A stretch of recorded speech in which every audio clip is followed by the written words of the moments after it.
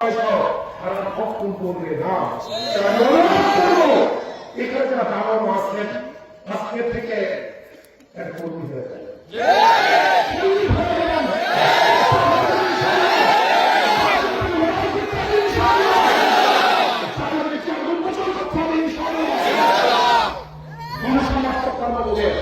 অবকাশ দিতে হবে।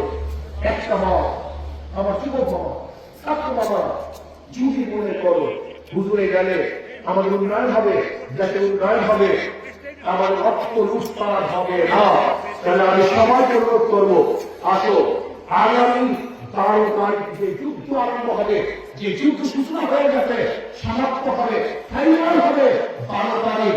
সেই 12 তারিখের যুদ্ধ হবে ইনশাআল্লাহ।